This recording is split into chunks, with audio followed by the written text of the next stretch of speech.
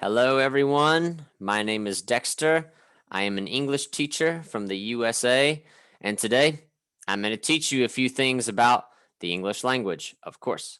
So let's get started. The very first thing we're going to do is a short vocabulary activity. I'm going to make it a little shorter than it usually is, just for the sake of demonstration. So the directions are quite simple.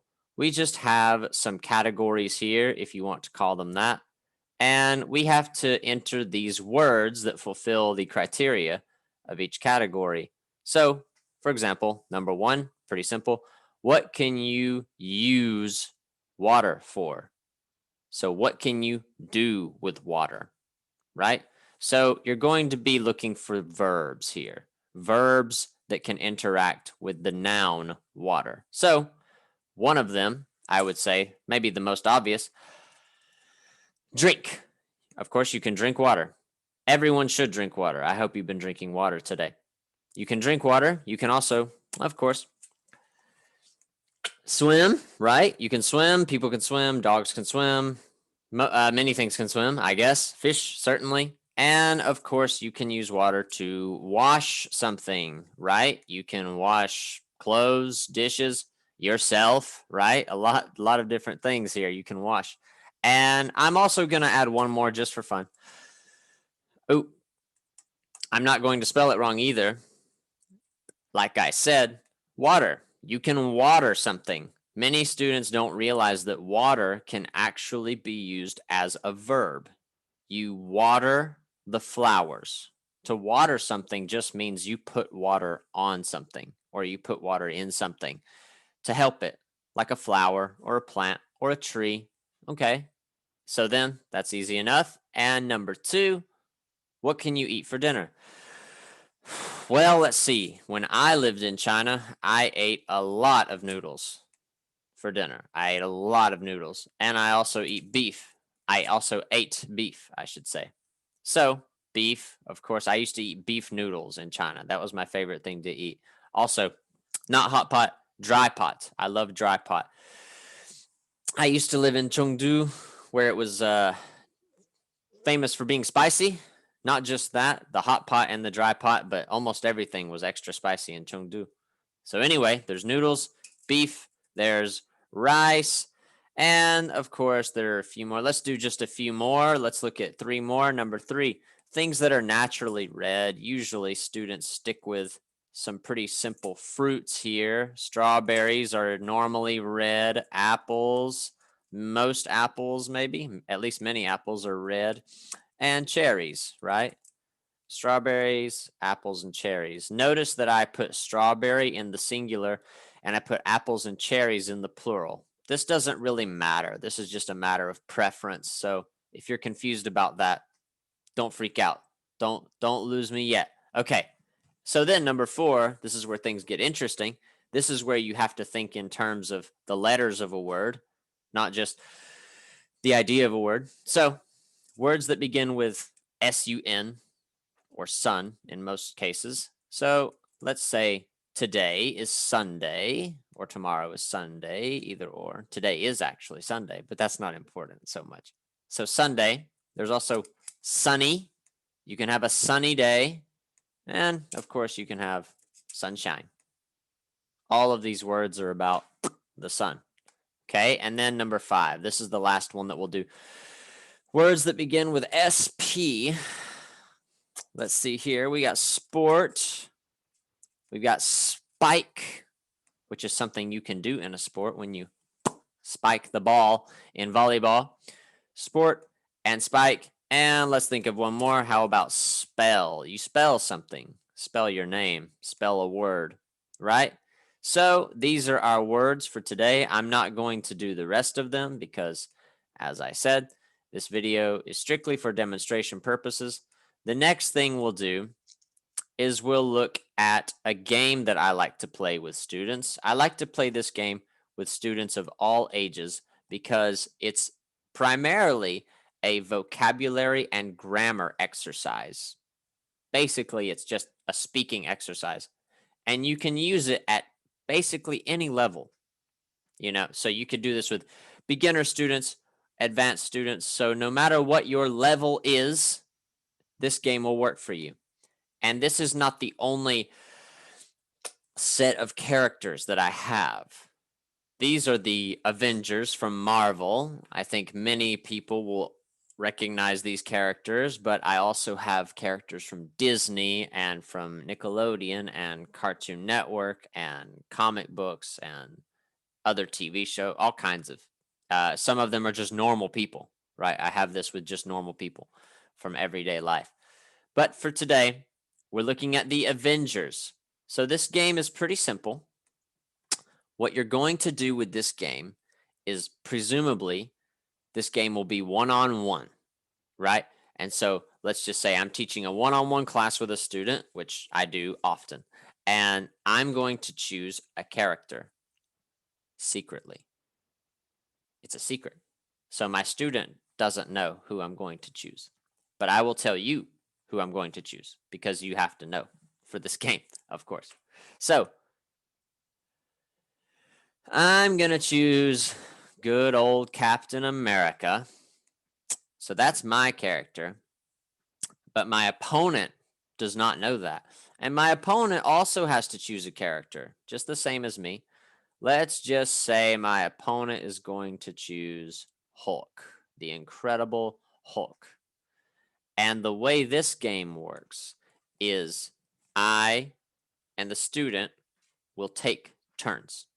We are going to take turns simply asking questions about the other person, like my opponent, about their person. And they're going to ask me about my person.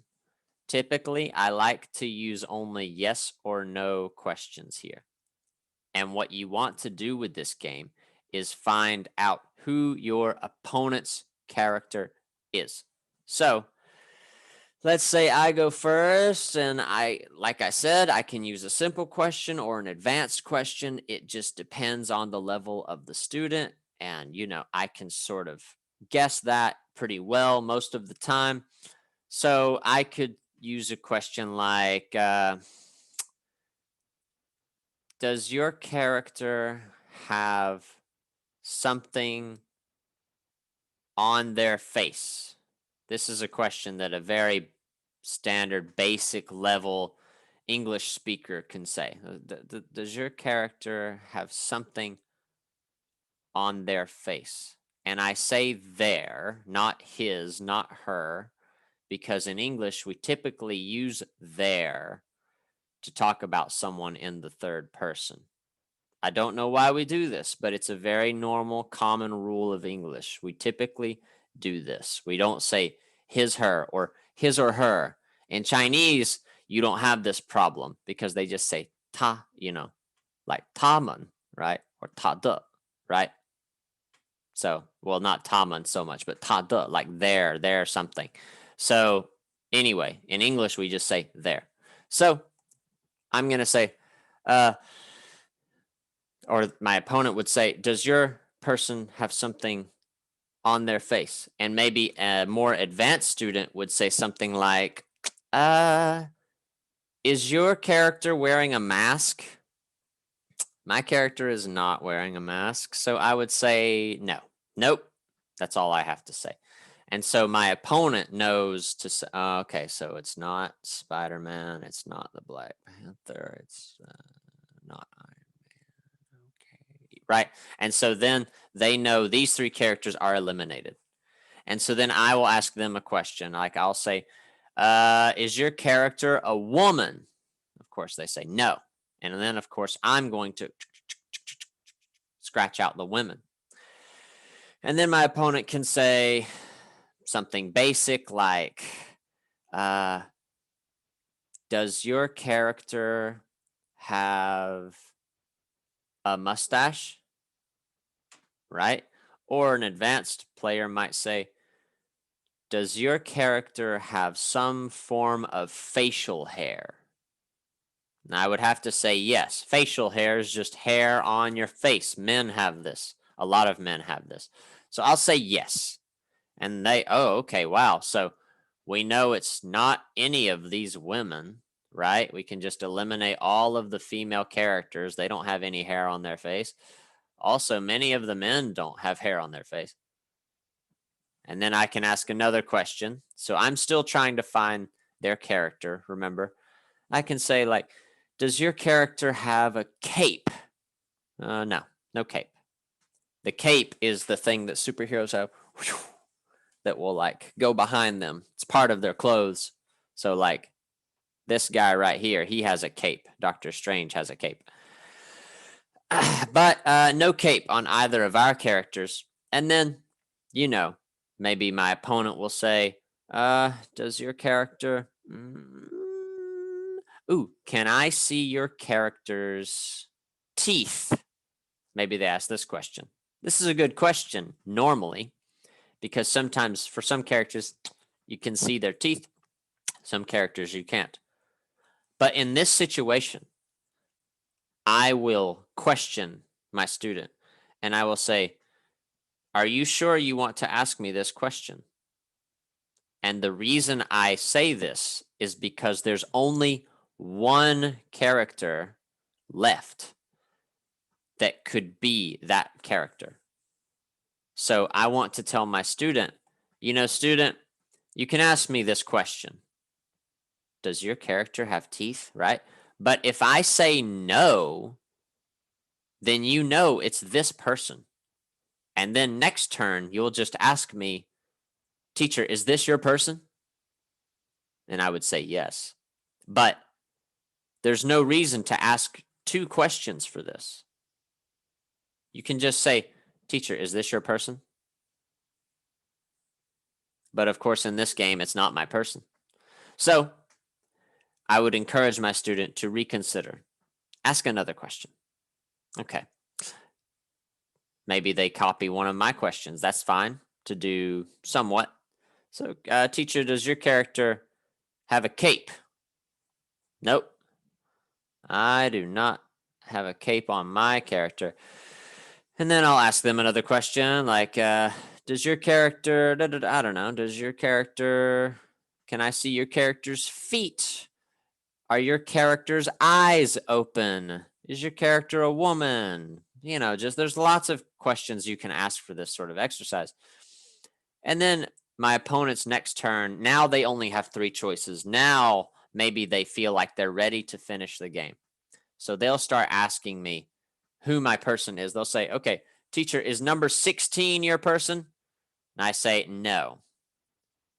Maybe they say, is the last one? Is your character the last one? No. Okay, what about number 5? Like on their next turn, they can say, what is number 5 your person? Yep, that's right. And my opponent wins the game because they found Captain America and I could not find their character, the Incredible Hulk. So this game is called Guess Who. I play this a lot because it's very good for grammar exercise and vocabulary exercise. Many times people confuse the word like is and does and do. They'll say, is your character have a helmet? And I would say, is?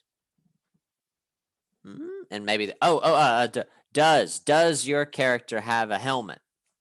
Okay, be yes or no. So we're always checking on grammar and spelling, of course. So now let's just go on to another activity.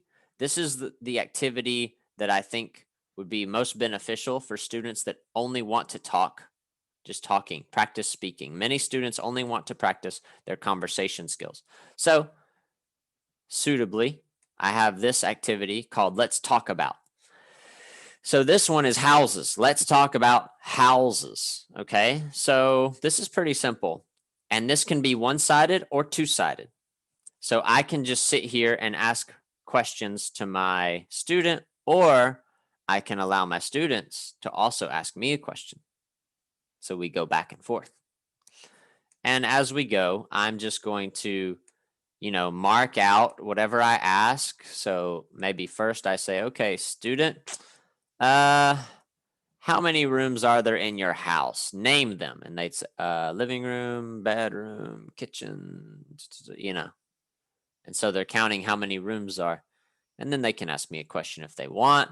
either way, this activity is very simple. And I can just choose these questions at random. And I can say, like, do you prefer living in a house or flat?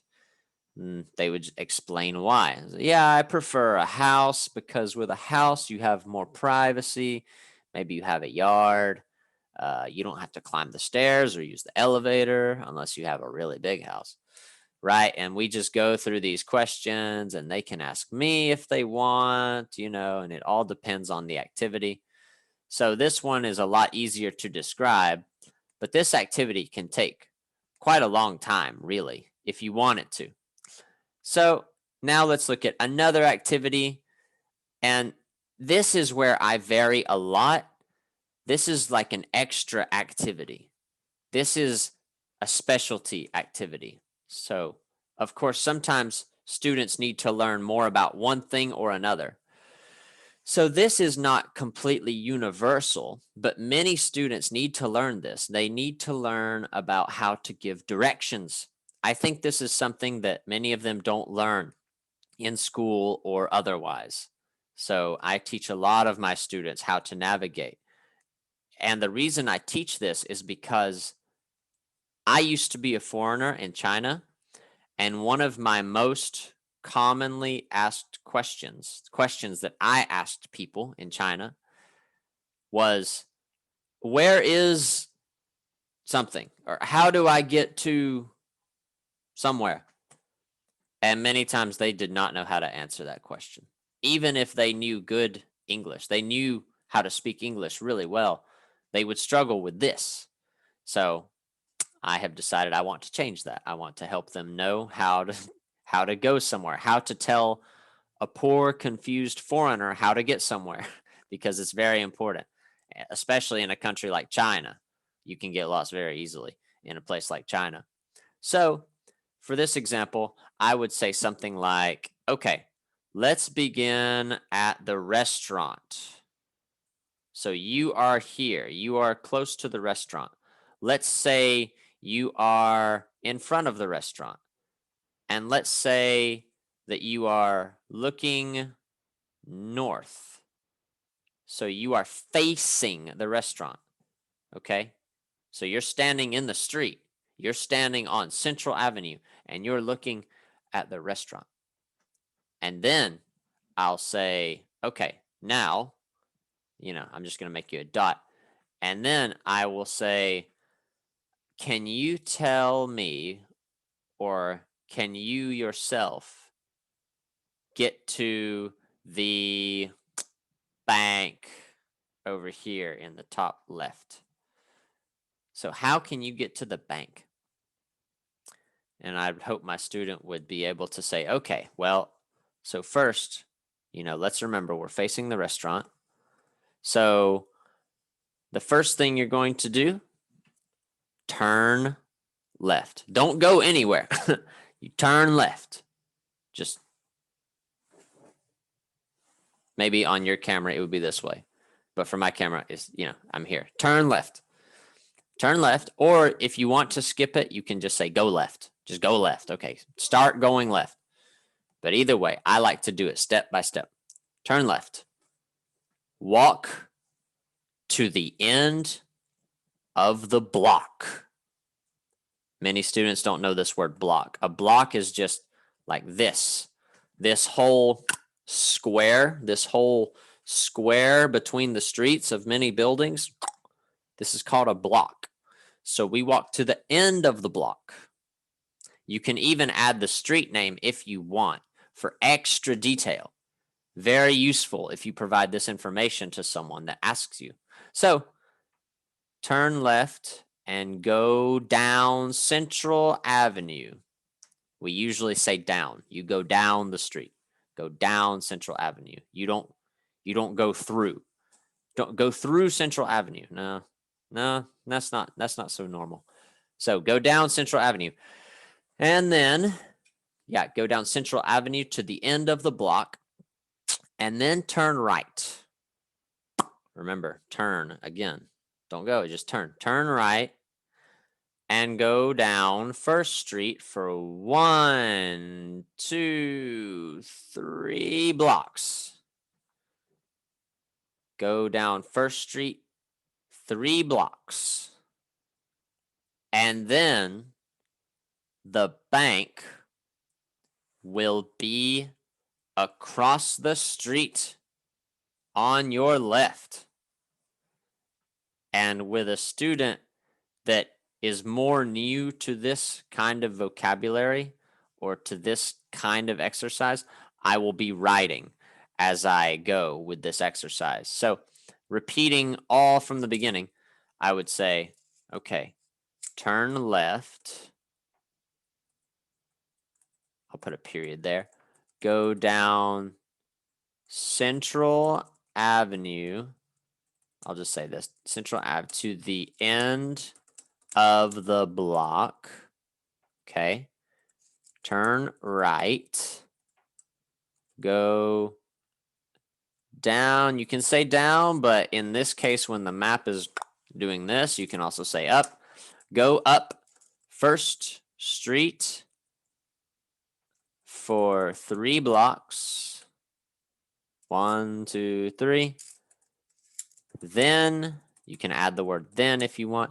Then look across the street to your left. Because if you just look across the street, you see a lot of things. And if you look to the right, you'll see the bookstore. So I would be specific and say, look across the street to your left. And then, of course, if you want to tell them the last part, you can say, go across the street to your left. And then you arrive at the bank. So this is just one example for one kind of location. There are many other ways to do this, and there are many other kinds of directions that you will need for certain exercises and for certain different assignments on this map. For example, if I was telling you to go to the toy store, and you were going to take a turn here, I would say turn left and go half a block. Maybe I'll say half a block. Or I can say go down this block and the toy store will be the second store on your right. The second store on your right. Because, of course, we have the restaurant, we have the toy store, and the music store. 1, 2, 3. First, second, third. We need to be very specific when you give directions. Sometimes people don't say exactly how far something is. So some of my students will just say, go up 2nd Street, turn left, go straight, and the toy store will be on your right. The problem with that is I don't know how far to go straight. They just go straight. Okay, go straight, go straight, go straight, go straight, go straight. I know the toy store is on my right, but maybe I did not see it. I missed it. I did not realize it was there. So now I'm just walking.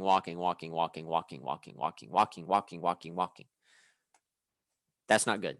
So if you say go half a block, walk half a block, then I know the toy store will be somewhere close to this, right? I'm almost there.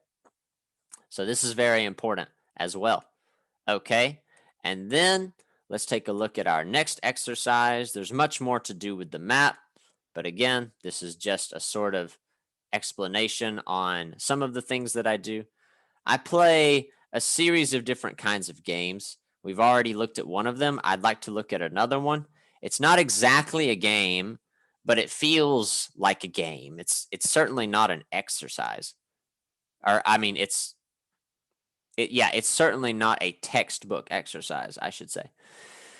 It involves a little bit of creativity. So this is called Akinator. We're going to play. This game is very easy. It is nothing other than questions and answers. So the first thing you should do is choose a category: characters, objects, or animals. I like characters the most because there is more variety in characters, I think. So I'm going to choose characters, And so what you're going to do here is you are going to think of a character. It could be a character from a movie, a TV show, maybe even a book. It could be someone real. It could be someone fictional, So it could be almost anybody, but it needs to be someone famous, someone a lot of people know about, or else maybe the Akinator does not know who it is. And he wants to guess who it is. So you just need to think of someone in your mind, some character, before you begin. So my example for today will be SpongeBob SquarePants. In China, they call him Haimian Bao. That is my character for this exercise. So we're just gonna look at the questions. I ask my student to read the question and then tell me the answer. So let's do that. Is your character a female? I'm going to say no. SpongeBob definitely seems like a man to me, especially because his name is Bob. Sponge Bob. Bob is a very sort of generic, common male name. Does your character really exist? No. Is your character from a Japanese anime, which means a Japanese cartoon? Nope. Not at all. Does your character have a human head? Nope, he has a square yellow head. Is your character an animal? Sometimes my students, if they look at SpongeBob, they don't actually know the answer to this. Maybe even I do know the answer, maybe. But sometimes they don't, and I don't want to play the game for them. So they say, "Oh, I don't know." So then, if you don't know the answer to something, you can just say, I don't know. I don't know. I don't know. It's fine. There are many more questions. Does your character have green skin? Nope. Is your character scary? Maybe some people think. Maybe some children, young children, are scared of him. I don't know. So if I think, I think no, but maybe, maybe there's a small chance that it could be yes. So in that case, I'm going to go down here and I'll say probably not. Maybe a few people think he's scary, but most people say no. So probably not, which is the opposite of probably, which means 80 or 90% yes, 10 or 20% no in terms of your guess. Is your character short? I would think that he is short, but he's not short compared to the other characters. Not really. So I'll say don't know. Is your character originally from a video game? No. The word originally means the first thing. So he came from a TV show. So we're going to say no. Does your character have horns? At this point, I think you get the idea of this game. So I'm just going to finish answering the questions and you can see, I don't even know what that is. Probopass. So I'm just going to answer these questions so you can see how many questions it will take him before he realizes who it is. Eventually he'll get really close and he'll just start asking you directly about these questions that will definitely point him to your character. Is your character linked with SpongeBob SquarePants? Yes, of course, he is SpongeBob SquarePants. Does your character like sushi? I think probably not, because he would be eating fish, and fish are his friends in this TV show. Is he pink? Nope. Nope, he's yellow. Is he red? Nope, that is Mr. Krabs. Does he have yellow skin? Yes. Does he use chakra? No, he does not use chakra. Does he attend this school? No. Is your character from SpongeBob SquarePants Battle for Bikini Bottom? Does he have a unique laugh? 22 questions in. 23, no. Is he joyful? He's very joyful. I think of SpongeBob SquarePants. I think that was 24 questions. It took him 24 questions to get to SpongeBob SquarePants. So sometimes he gets it wrong and you say no. And when you do that, he gives you the choice to continue the game or quit the game. And you can do either one. But when he's correct, you should be honest and say, yes, you're right. And he says, great, guessed one more time. And so now he's very happy because he beat me. He didn't confuse me the way he wanted to. And of course, like I said, I have many other activities, but this has been one demo showing you some of the things that I do with a lot of my different students. I hope you've learned something, and I hope I can see you again very soon. Have a great day.